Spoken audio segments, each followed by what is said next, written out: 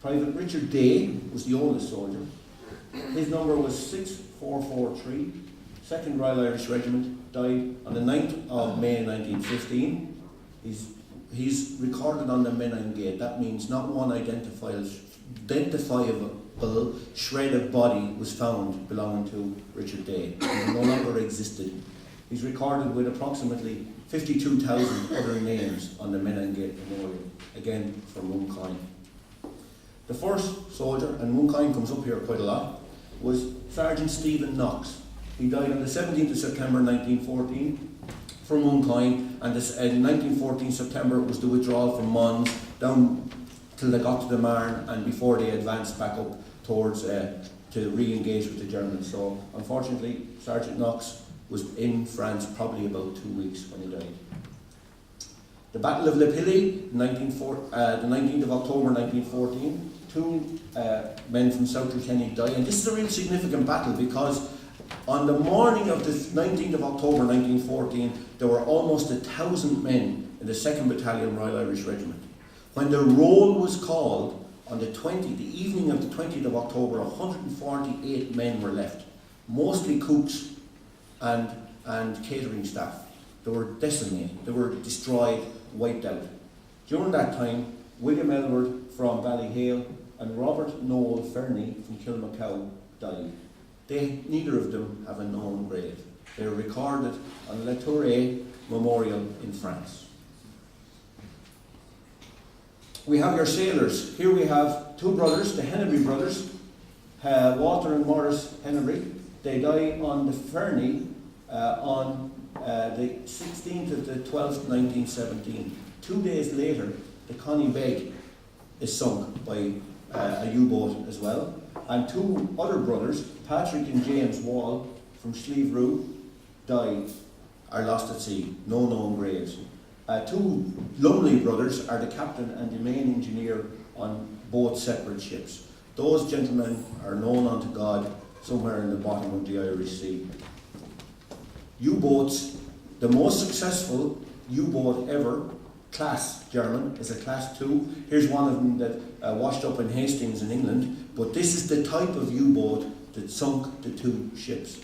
These gentlemen their centenary of their death is this December. They're 100 years dead, and they're from South Kilkenny, as I've already mentioned, and they are recorded on a memorial in Waterford Port, or in Waterford Harbour somewhere.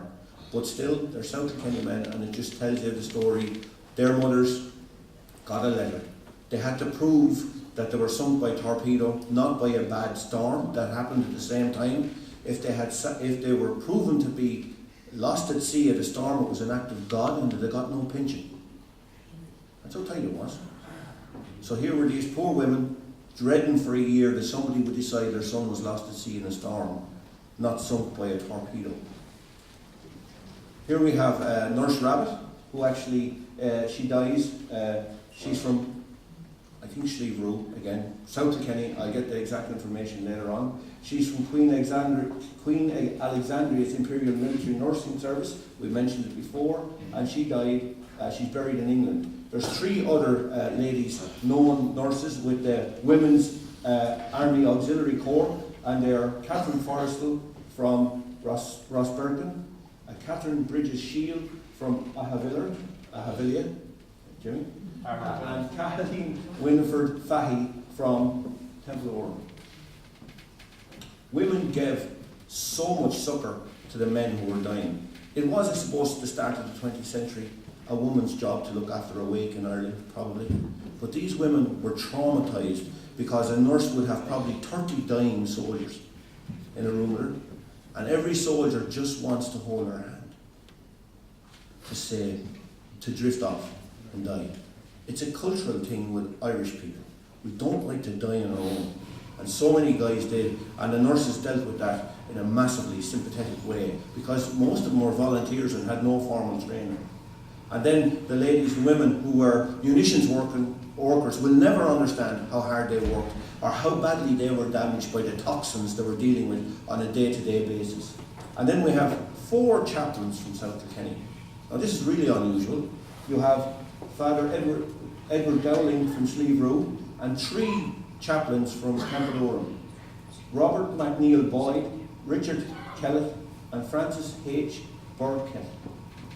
And you've heard every story that we've heard tonight read out. The soldiers need their priests. The priests are the most important people because early 20th century Ireland existed on a belief in God. And soldiers who were drifting off dying would get no more succour than you could possibly hope for than from the few words spoken in the rear by a priest who was probably under fire and in risk of his own life. The wounded, right, if we know that 3,126 Kilkenny women went and fought, and 386 south of Kilkenny, and 128 were killed, well, everybody that came home was wounded somehow. If you weren't wounded physically, you were wounded mentally, because the shell shock, the fear of being constantly under threat of your life affects you. If any of you ever had a close call in a car, or even a slight skid, you get the fright of your life. Imagine living in that constant fear 24/7 for the entirety of your time. Because even when you're at a rest area 2 miles behind the front line, there still could be artillery shells or poisonous gas. The wounded were treated with very rudimentary first aid. I was going to put up pictures of guys who had plastic surgery done after World War I. I said no, because it's not pleasant to look at. And the guys were disfigured very badly. And God love them. How they ended up their lives, I don't know. I'm going to show you now a very small clip. If you can hit the play button, please.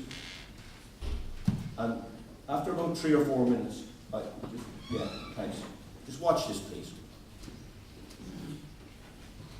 If it works.